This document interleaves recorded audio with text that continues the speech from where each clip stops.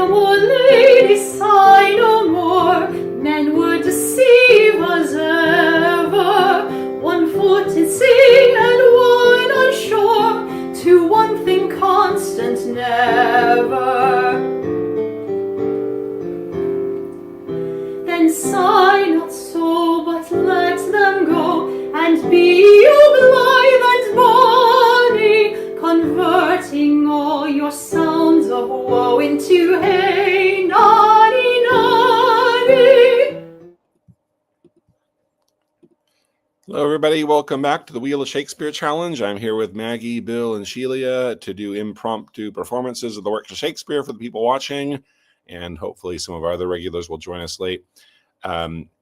Based on our randomly show, Bill is going to be our first monologue for today. He's going to start us off with spinning the Wheel of Shakespeare to see what he's going to get. Bill is going to do...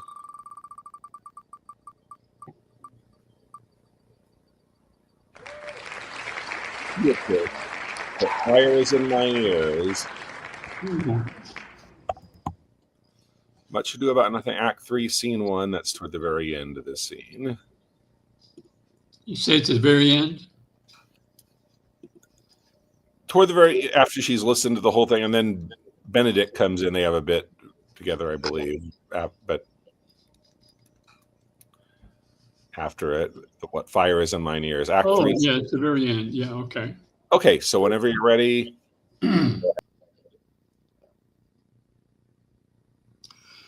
Fire is in mine ears. Can this be true? Stand I condemned for pride and scorn so much? Contempt, farewell, and maiden pride, adieu.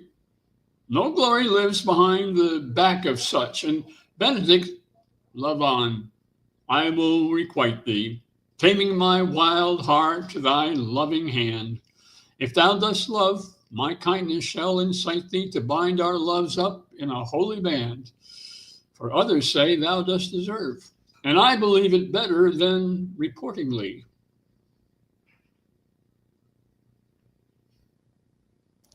Okay, great job.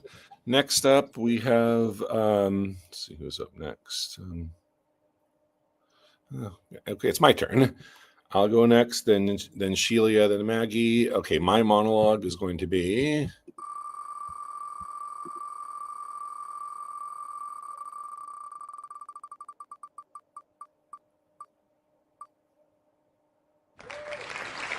Barbus.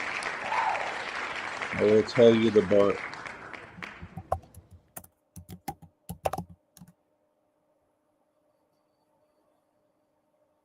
I misspelled that. Act 2, Scene 2.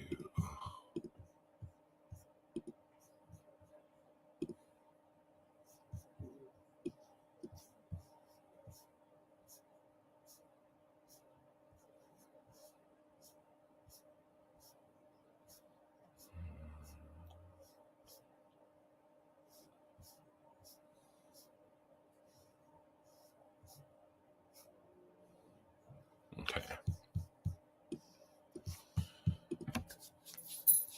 I will tell you, the barge she sat in, like a burnished throne, burned in the water. The poop was beaten gold, purple the sails, and so perfumed that the winds were lovesick with them. The oars were silver, which to the tune of flutes kept stroke, and made the water which they beat to follow faster, as amorous as their strokes. For her own person, in her pavilion, cloth of gold of tissue, or picturing that Venus where we sat, the fancy outwork nature. On each side her stood pretty dimpled boys, like smiling cupids, with divers colored fans, whose wind did seem to glow the delicate cheeks which they did cool, and what they undid did.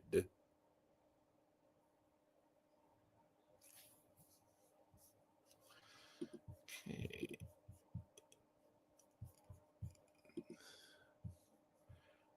So Sheila is up next.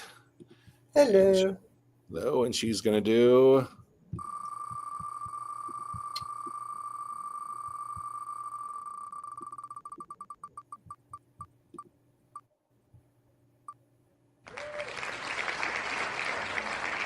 Claudius, oh my offenses rank. Act 3, Scene 3, Hamlet.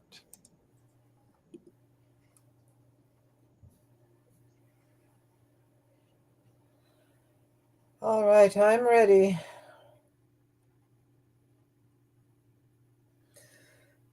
Oh, my offense is rank. It smells to heaven. It hath the primal eldest curse upon it, a brother's murder. Pray, can I not? Though inclination be as sharp as will, my stronger guilt defeats my strong intent, and like a man to double business bound, stand in pause, where I shall first begin, and both neglect. What if this cursed hand were thicker than itself with brother's blood? Is there not rain enough in the sweet heavens to wash it white as snow? Whereto serves mercy but to confront the visage of offense?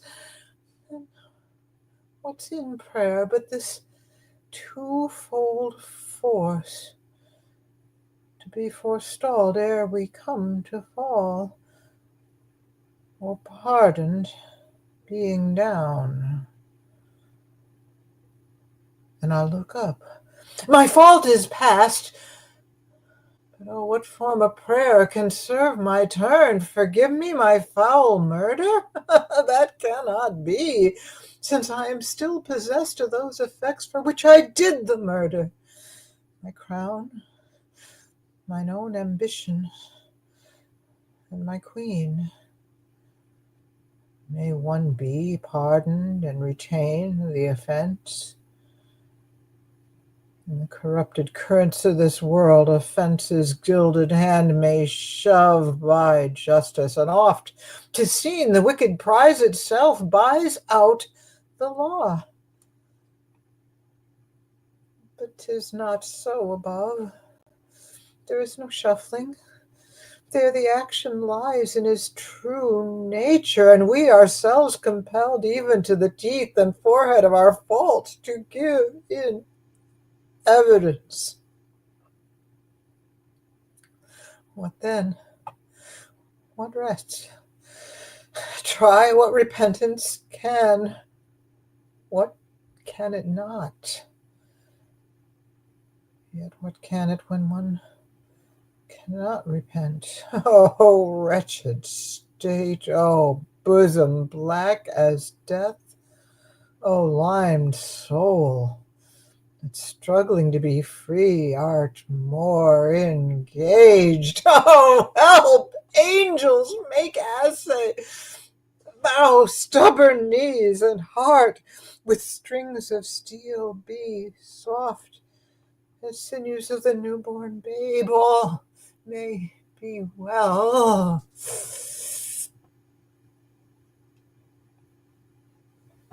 Scene.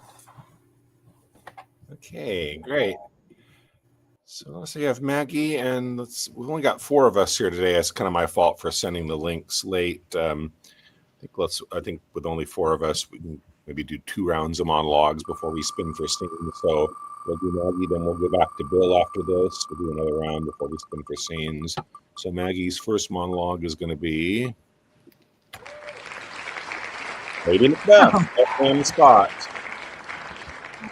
1, 25. And I believe this one is, you can kind of skip over some parts with the doctor and the nurse to make it more. Okay, I'll try to open text. I believe 5-1. 5-1, yeah. So whenever you're ready. Okay, hang on. Yeah, it'll. Out, damn spot, out, I say. 1, 2, Why then, 'tis time to do it. Oh, hell is murky. Oh, fie, my lord, fie! A soldier and afeard? What need we fear, who knows it, when none can call our power to account? Yet, who would have thought the old man to have had so much blood in him? The Thane of Fife had a wife. Where is she now? Oh, will these hands never be clean? No more of that, my lord. No more of that. You mar all with this starting. Here's the smell of the blood still. All the perfumes of Arabia will not sweeten this hand. Oh. Oh. Wash your hands. Put on your nightgown. Look not so pale. I tell you yet again, Banquo's buried. He cannot come out of his grave. To bed. To bed. There's knocking at the gate. Come, come, come, come, give me your hand. What's done cannot be undone. To bed, to bed, to bed. Thank you. Okay, great. That was very moving. Yeah, it looks scary. Okay, back to Bill. His next monologue is going to be...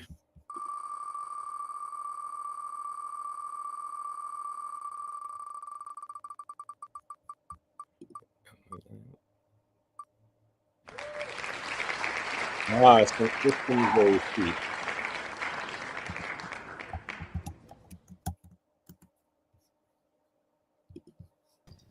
4, 3. Act 4, Scene 3. 4, Scene 3.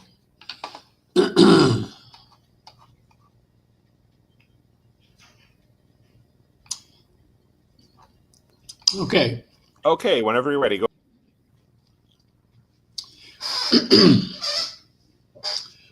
What's he that wishes so? My cousin Westmoreland? No, my fair cousin, if we are marked to die, we are now enough to do our country loss. And if to live, the fewer men, the greater share of honor. God's will, I pray thee, wish not one man more. By Jove, I am not covetous for gold, nor care I who doth feed upon my cost. It yearns me not if men my garments wear. Such outward things dwell not in my desires. But if it be a sin to covet honor, I am the most offending soul alive. No, faith, my cuz, wish not a man from England God's peace. I would not lose so great an honor as one man more, methinks, would share from me for the best hope I have. Oh, do not wish one more. Rather, proclaim it, Westmoreland, through my host, that he which hath no stomach in this fight, let him depart. His passport shall be made, and crowns for convoy put into his purse. We would not die in that man's company that fears his fellowship to die with us. This day is called the Feast of Crispian. He that outlives this day and comes safe home will stand a tiptoe when the day is named, and rouse him at the name of Crispian. He that shall live this day and see old age will yearly on the vigil feast his neighbors and say, tomorrow is St. Crispian. Then will he strip his sleeve and show his scars and say, these wounds I had on Crispin's day. Old men forget, yet all shall be forgot. But he'll remember with advantages what feats he did that day. Then shall our names, familiar in his mouth as household words, Harry the King, Bedford and Exeter, Warwick and Talbot, Salisbury and Gloucester, be in their flowing cups freshly remembered.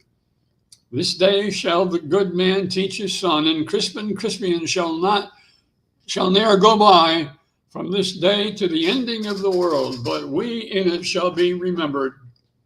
We few, we happy few, we band of brothers. For he today that sheds his blood with me shall be my brother.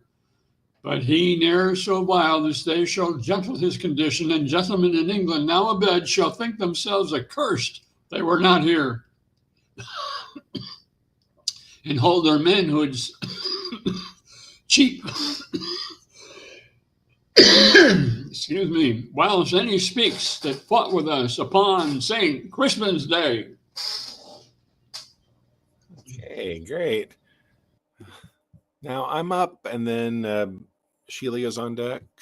After my second monologue is going to be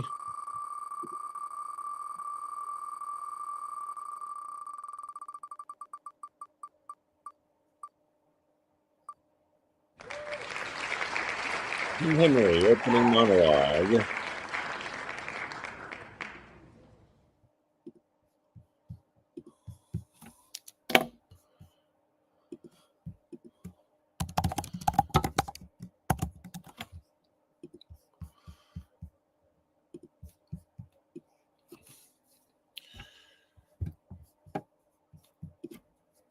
So shaken as we are, so wan with care, find we a time for frighted peace to pant, and breathe short-winded accents of new broils to be commenced in strands afar remote. No more the thirsty entrance of her soil shall daub her lips with her own children's blood. No more shall trenching war channel her fields, nor bruise her flowerets with the armored hooves of hostile paces. Those opposed eyes, which, like the meteors of a troubled heaven, all of one nature, of one substance bred, did lately meet in the intestine shock and furious close of civil butchery, shall now, in mutual, well-beseeming ranks, march all one way, and be no more opposed against acquaintance, kindred, and allies.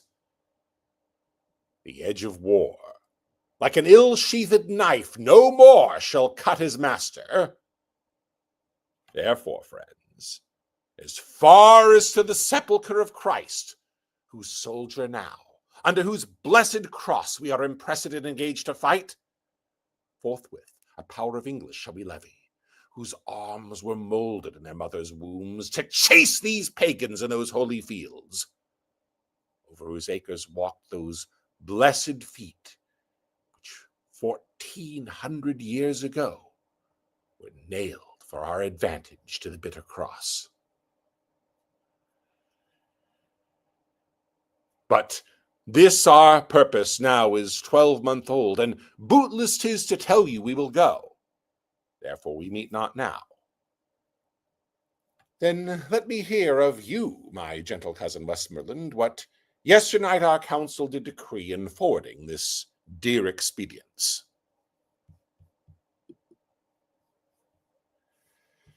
Okay.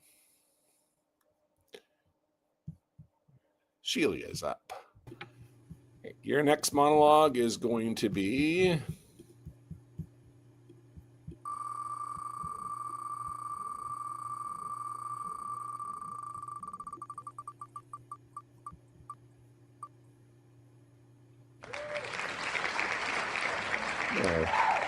I did the start to Henry IV Part 1. You're going to do the start to Henry IV Part 2. Rumor, the induction to, so the very beginning, prologue to Henry IV Part 2. So whenever you're ready, go ahead. Open your ears. For which of you will stop the vent of hearing when loud rumor speaks? I, from the Orient to the drooping West, making the wind my post-horse, still unfold the axe commenced on this ball of earth. Upon my tongue's continual slanders ride, the which in every language I pronounce, stuffing the ears of men with false reports. I speak of peace while covert enmity under the smile of safety wounds the world. And who but rumor?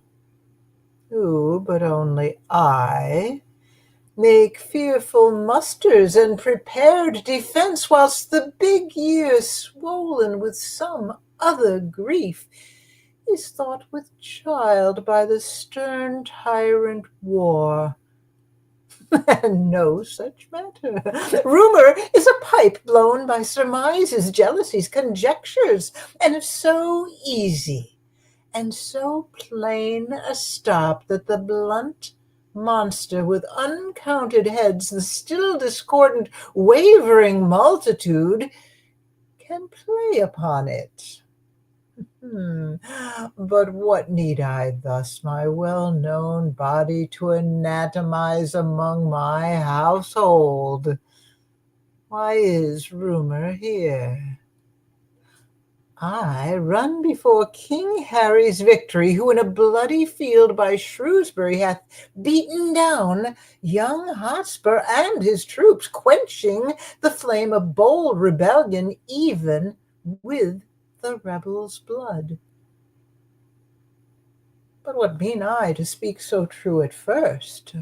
My office is to noise abroad that Harry Monmouth fell under the wrath of noble Hotspur's sword, and that the king, before the Douglas rage, stooped his anointed head as low as death.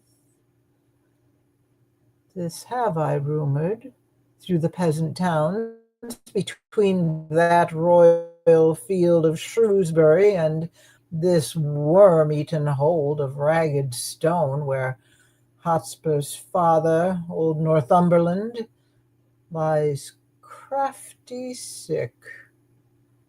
The posts come tiring on, and not a man of them brings other news than they have learned of me. From rumor's tongues they bring smooth comfort false, worse than true wrongs. Scene. Okay, great. So last monologue before we spin for scenes will be Maggie, and she's going to do...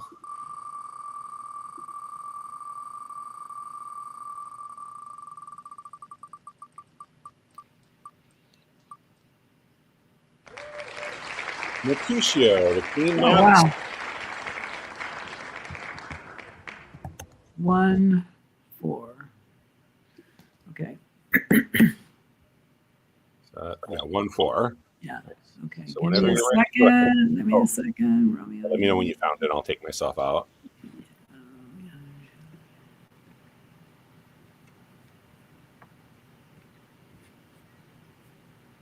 Okay.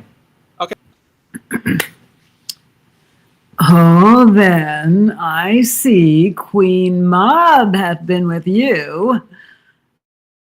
She is the fairy midwife, and she comes in shape no bigger than an agate stone on the forefinger of an alderman, drawn with a team of little atomies athwart men's noses as they lie asleep. Her chariot is an empty hazelnut, made by the joiner squirrel or old grub, a time out of mind the fairies' coachmakers. Her wagon spokes made of long spider's legs, the cover of the wings of grasshoppers, the traces of the smallest spider's webs, and the collars of the moonshine's watery beams. Her whip of a cricket's bone, the lash of film, her wagoner a small gray-coated gnat, not so big as a round little worm pricked from the lazy finger of a maid. And in this state, she gallops night by night through lovers' brains, and then they dream of love, or courtiers' knees that dream on courtesy straight, or lawyers' fingers who dream on fees, or ladies' lips who straight on kisses dream, which oft the angry mob with blisters plagues, because their breaths with sweetmeats tainted are. Sometimes she gallops o'er a courtier's nose, and then dreams he of smelling out a suit. And sometimes comes she with a tithe pig's tail tickling a person's nose as he lies asleep. Then dreams he of another benefice. Sometimes she driveth o'er a soldier's neck, and then he dreams of cutting foreign throats, of breaches, ambuscados, Spanish blades, of health 5 fathom deep. And then anon drums in his ear, at which he starts and wakes, and thus being frightened, swears a prayer or two, and sleeps again. That is the very mob that plats the manes of horses in the night, and bakes the elf locks in foulish sluttish hairs, which once untangled, must misfortune bodes. This is the hag when maids lie on their backs, that presses them and learns them first to bear, making them women of good carriage. This is she.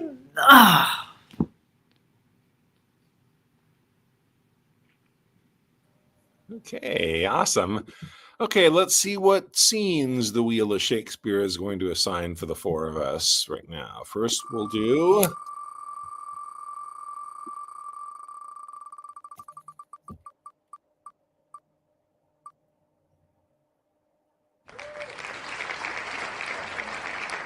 Okay, so there's four of us. So this scene, there's four characters: Romeo, the friar, and the nurse. That's act 3, scene 3, and then so the four choices for the four of us will be to be Romeo, the friar, or the nurse, or take an additional monologue. So Bill will have the first choice amongst those. What would you like? I think I'll take the friar. Okay, and I will take Romeo.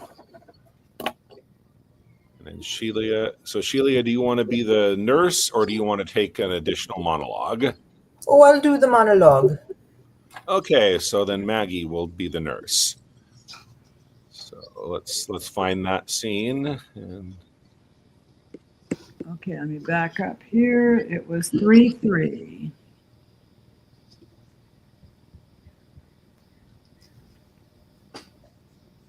The nurse has only a few lines, actually. Actually, yeah, you know what? I can do that and then maybe do another monologue later. Yeah, let's have both you and Sheila. We'll do an additional monologue, okay, since the nurse is such a small part of this scene. Yeah. Okay. So yeah. Thank you. Let me put. She doesn't come in for a while either, so. Yeah, I'll add you when the time is right. Okay, I'll take myself out. You say Romeo, come forth, and I'll then enter the scene based on that. Romeo, come forth, thou fearful man. Affliction is enamored of thy parts, and thou art wedded to calamity. Father, what news? What is the prince's doom? What sorrow craves acquaintance at my hand that I yet know not? Too familiar is my dear son with such sour company. I bring thee tidings of the prince's doom. What less than doomsday is the prince's doom? A gentler judgment vanished from his lips. Not body's death, but body's banishment. Banishment? Be merciful, say death. For exile hath more terror in his look, much more than death. Do not say banishment. Hence from Verona art thou banished, but be patient, for the world is broad and wide. There is no world without Verona walls, but purgatory, torture, hell itself. Hence banished is banished from the world, and world's exile is death, and banished is death mistermed, calling death banishment. Thou cuts my head off with a golden axe and smilest upon the stroke that murders me. O deadly sin, O rude unthankfulness, thy fault our law calls death, but the kind prince taking thy part hath rushed aside the law and turned that black word death to banishment. This is dear mercy, and thou seest it not. 'Tis torture and not mercy. Heaven is here where Juliet lives, and every cat and dog and little mouse, every unworthy thing live here in heaven and may look on her. But Romeo may not. More validity, more honorable state, more courtship lives in carrion flies than Romeo. Fame I seize on the white wonder of dear Juliet's hand, and steal immortal blessings from her lips, who even in pure and vestal modesty still blushes, thinking their own kisses sin. But Romeo may not. He is banished. Flies may do this, but I from this must fly. They are free men, but I am banished. And say thou, this exile is not death? Hadst thou no poison mixed, no sharp ground knife, no sudden mean of death, though ne'er so mean, but banished to kill me? Banished! Howlings attendant, how hast thou the heart, being a divine, a ghostly confessor, a sin absolver, and my friend professed to mangle me with that word, banish it? Thou fond mad man, hear me, but speak a word. Oh, thou wilt speak again of banishment. I'll give thee armor to keep off that word, adversity's sweet milk, philosophy to comfort thee, though thou art banished. Yet banished, hang up philosophy. Unless philosophy can make a Juliet, displant a town, reverse a prince's doom. It helps not, it prevails not, talk no more. Oh, then I see that madmen have no ears. How shall they, when that wise men have no eyes? Let me dispute with thee of thy estate. Thou canst not speak of that thou dost not feel. Wert thou as young as I, Juliet thy love, an hour but married, Tybalt murdered, doting like me, and like me banished, then mightst thou speak, then mightst thou tear thy hair and fall upon the ground as I do now, taking the measure of an unmade grave. Arise, one knocks, good Romeo, hide thyself. Not I, unless the breath of heartsick groans, mist-like, enfold me from the search of eyes. Hark, how they knock. Who's there? Romeo, arise, thou wilt be taken. Stay a while. Stand up. Run to my study by and by, God's will, but simpleness is this. I come. Who knocks so hard? Whence come you? What's your will? Let me come in, and you shall know my errand. I come from Lady Juliet. Welcome, then. Oh, holy friar, oh, tell me, holy friar, where is my lady's lord? Where's Romeo? There on the ground, with his own tears made drunk. Oh, he is in my mistress' case, just in her case. Oh, woeful sympathy, piteous predicament. Even so lies she, blubbering and weeping, weeping and blubbering. Stand up, stand, and you be a man. For Juliet's sake, for her sake, rise and stand. Why should you fall into so deep an Nurse! Ah, sir. Well, death's the end of all. Speaks thou of Juliet? How is it with her? Does she not think of me an old murderer? Now I have stained the childhood of our joy with blood removed but little from her own. Where is she? And how doth she?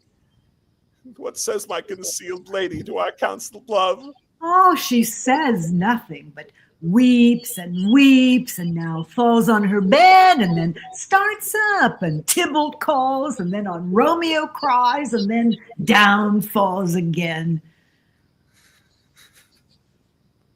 As if this name, short of the deadly level of a gun, did murder her. As if the name's cursed hand murdered her kinsman. Oh, tell me, friar, tell me, is that vile part of this anatomy doth my name lodge? Tell me that I may sack this hateful mansion. Hold thy desperate hand. Art thou a man? Thy form cries out, thou art. Thy tears are womanish.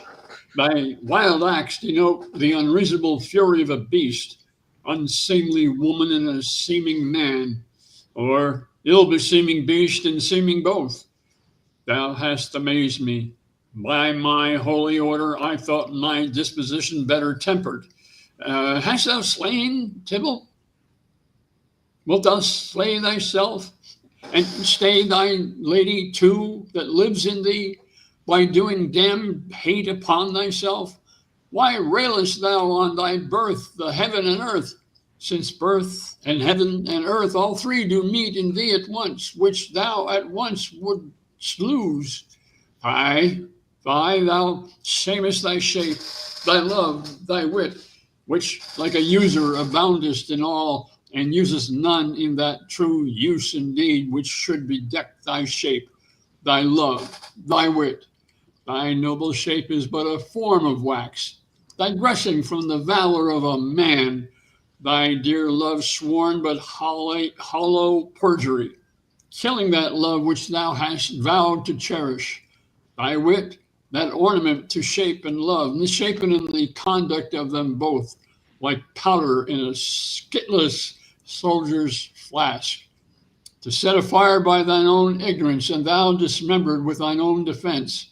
What? Rouse thee, man. Thy Juliet is alive, and for whose dear sake thou wast but lately dead. There art thou happy. Tybalt would kill thee, but thou slewest Tybalt. There art thou happy too. The law that threatened death becomes thy friend and turns it to exile. There art thou happy. A pack of blessings lights up upon thy back. Happiness courts thee in her best array, but like a misbehaved and sullen wench that pours upon thy fortune and thy love, take heed, for such die miserable. Go, get thee to thy love, as was decreed. Ascend her chamber hence and comfort her. But look thou stay not till the watch be set, for then thou canst not pass to Mantua, where thou shalt live, till we can find a time to blaze your marriage, reconcile your friends, beg pardon of the prince, and call thee back with 1,000 times more joy than thou wentest forth in lamentation. Go before, nurse, commend me to thy lady, and bid her hasten all the house to bed, which heavy sorrow makes them apt unto. Romeo is coming. Oh, Lord, I could have stayed here all the night to hear good counsel. Oh, what learning is! My lord, I'll tell my lady you will come. Do so, and bid my sweet prepare to chide. Here, sir, a ring she bid me give you, sir. Ah, you make haste, for it grows very late.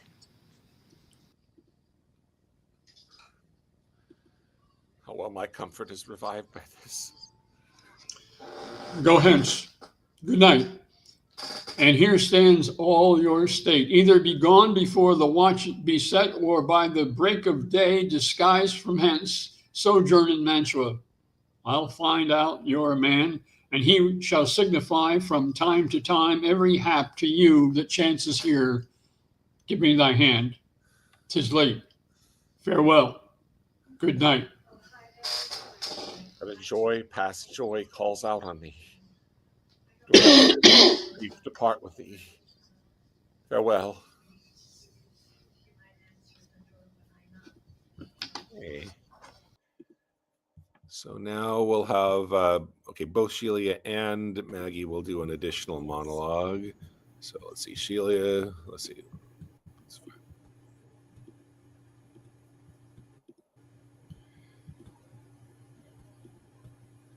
Okay.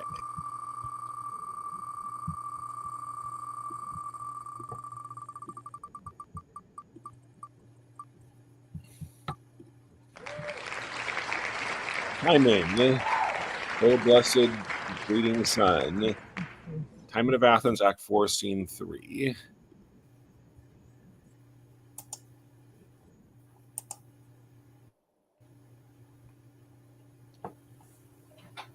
Oh, and Okay, got it. I see Henry just joined us late, so we'll make sure to give him a monologue before we wrap up as well. Okay, so Sheila will do Timon, then we'll do then we'll do Henry, and then we'll do Maggie. Very good. I'm going to go through until the other character starts speaking. Okay. Oh, blessed breeding sun, draw from the earth rotten humidity. Below thy sister's orb, infect the air. Twinned brothers of one womb, whose procreation, residence, and birth scarce is dividend, touch them with several fortunes. The greater scorns the lesser. Not nature, to whom all sores lay siege, can bear great fortune, but by contempt of nature. Raise me this beggar, and deny it that, Lord. The senator shall bear contempt hereditary, the beggar native honor. It is the pasture lauds the rother's sides, the wand that makes him lean. Who dares in purity of manhood stand upright and say, this man's a flatterer? If one be, so are they all, for every grease of fortune is smoothed by that below.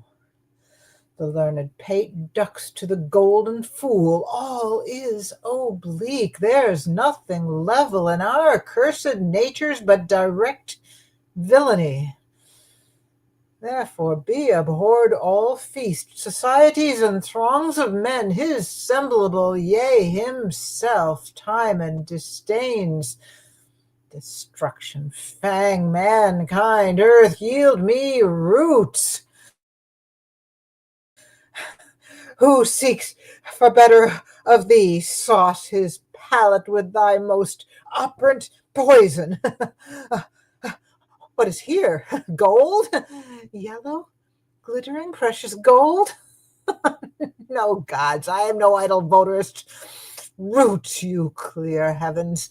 Thus much of this will make black white, foul fair, wrong right, base noble, old young, coward, valiant. You gods. Why this? What this, you gods? Why this will lug your priests and servants from your sides, pluck stout men's pillows from below their heads? This yellow slave will knit and break religions, bless the accursed, make the whore leprosy adored, place thieves and give them title, knee, and approbation with senators on the bench. This is it that makes the rapined widow wed again, she whom the spittle house and ultra sores would cast the gorge at. This embalms and spices to the April day again. Come, damned earth, thou common whore of mankind, that put'st odds amongst the rout of nations, I will make thee do thy right nature. Ah, a drum. Thou art quick, but yet I'll bury thee. Thou'lt go, strong thief, when gouty keepers of thee cannot stand. Nay, stay thou out for earnest. Scene. Okay, great. So Henry, we're glad you made it. You missed the scene. So everybody else has gone twice. So what we'll do, we'll have Henry do a monologue. Then we will go back to Maggie, who had such a small part in the scene. We're going to let her go again. Then we'll come back to Henry. You'll go a second time. so you can get a second performance like everybody else, and then we'll call it a day.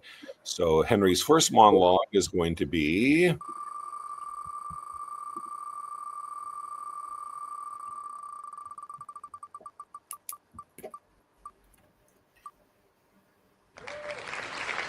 the Troilus and Cressida prologue. Oh, that's the right at the beginning then. Yeah.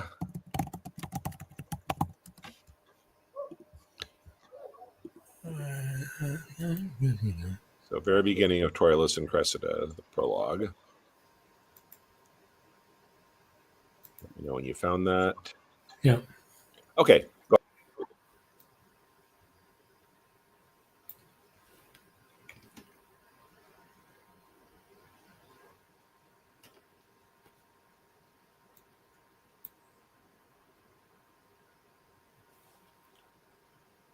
In Troy, there lies the scene.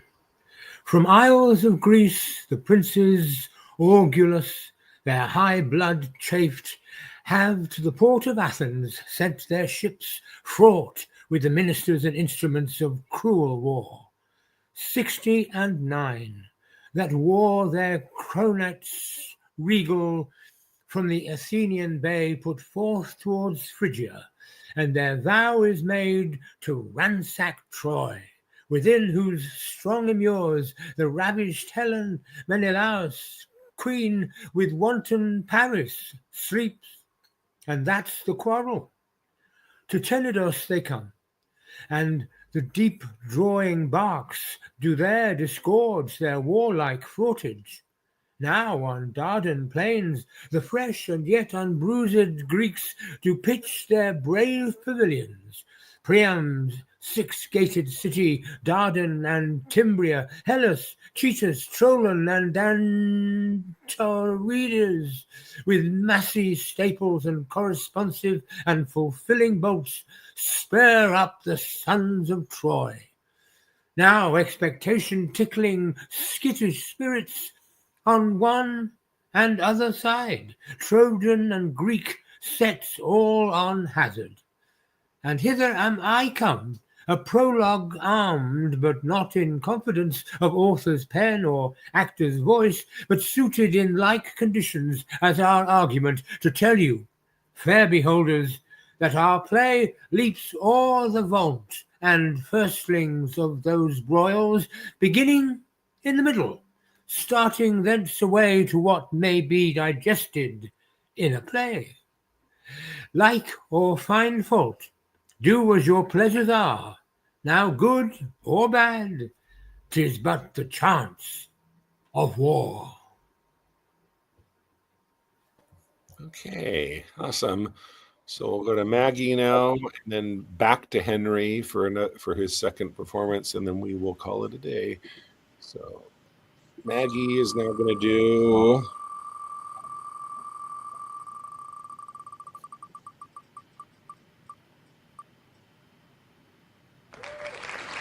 Mistress Quickly. He is in Arthur's bosom.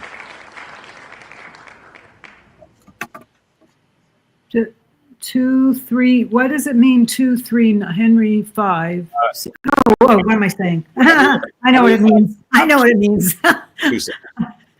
I was somehow thinking. I was thinking Henry 5 has only one. I know. Well, it's easy. I got it. It's easy to confuse the number of the act and the scene with the number of the monarch, Henry V, and then an additional confusion with Henry IV.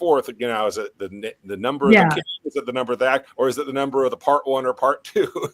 So it's understandable. They get pretty crazy, but so, I know this part. So you'll now do Mistress now. Nay, sure, he's not in hell. He's in Arthur's bosom, if ever man went to Arthur's bosom. He made a finer end and went away, and it had been any Christian child. He parted even just between 12 and 1, even at the turning of the tide. For after I saw him fumble with the sheets and play with the flowers and smile upon his fingers' ends, I knew there was but one way, for his nose was as sharp as a pen, and he babbled of green fields. How now, Sir John, quoth I, what, man? Be of good cheer. And so he cried out, God, God, God, 3 or 4 times. Now I, to comfort him, bid him he should not think of God. I hoped there was no need to trouble himself with any such thoughts yet. So I bade him lay more clothes on his feet. I put my hand into the bed and felt them. They were as cold as any stone. And then I felt to his knees, and they were as cold as any stone, and so upward, and all was as cold as any stone.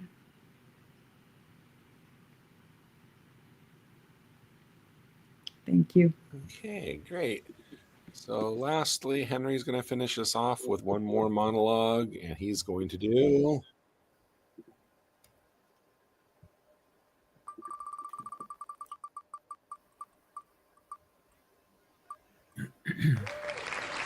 Lady Anne, set down, set the honorable load. Richard III, Act 1, Scene 2. So if you know when you're ready with that one. Yeah.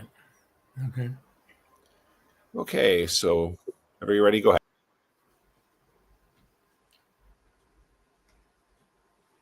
Set down your honourable load, if honour may be shrouded in a hearse, whilst I awhile obsequiously lament the untimely fall of virtuous Lancaster. Poor key-cold figure of a holy king, pale ashes of the house of Lancaster, thou bloodless remnant of that royal blood, be it lawful that I invocate thy ghost to hear the lamentations of poor Anne, wife to thy Edward, to thy slaughtered son, stabbed by the self-same hand that made these wounds. Lo, in these windows that let forth thy life, I pour the helpless balm of my poor eyes. Cursed be the hand that made these fatal holes. Cursed be the heart that had the heart to do it. Cursed the blood that let this blood from hence. More direful hap betide that hated wretch that makes us wretched by the death of thee, that I can wish to adders, spiders, toads, or any creeping venomed thing that lives. If ever he have child, abortive be it, prodigious and untimely brought to light, whose ugly and unnatural aspect may fright the hopeful mother at the view, and that be heir to his unhappiness. If ever he have wife, let her he made a miserable by the death of him, as I am made by my poor lord and thee. Come now towards Chertsey with your holy load, taken from Paul's to be interred there. And still, as you are weary of the weight, rest you, whiles I lament King Henry's course. End of speech. Okay, great. So great job today, everybody. Again, I mentioned this is probably the last time for a while that at least our usual time is Saturday is going to work for me. I have a performance coming up that's going to perform Saturdays through next May. I would like to keep the Wheel of Shakespeare going. I talked about possible other times that we can reschedule to start. Maybe we can go back to doing it every week if we get a time that works for everybody. And I had suggested Sunday instead of Saturday, and I thought that maybe church would be a conflict. Turns out there's other streaming stuff online with Shakespeare that a lot of people do on Sundays, which conflicts. So Sunday doesn't seem to work for people. And I'm thinking Friday, like in the evening, probably guessing people are on their way to get out of town. Thought about maybe sometime during the week. It'd have to be late enough that even on the Pacific Coast, people would be home from work. but I think like 5 or 6 on a weekday. That would be therefore 8 or 9 for people on the East Coast, although that would make it definitely too late for anybody in Europe. Although, even though Maggie's joining us from Europe this time, I don't think other people that the Europeans that joined us seem to have quit coming anyway. So that's a thought. Maybe during the week, 5 or 6 Pacific time. It's a possibilities, but I'll keep you guys in the loop about possible new times to reschedule it too, so we can keep the Wheel of Shakespeare going, even when I'm occupied in that show and on Saturday until next May. So hopefully we can resume and keep going with Wheel of Shakespeare Challenge real soon. And whenever it does resume, I'll see you guys then. So take care. Bye everybody.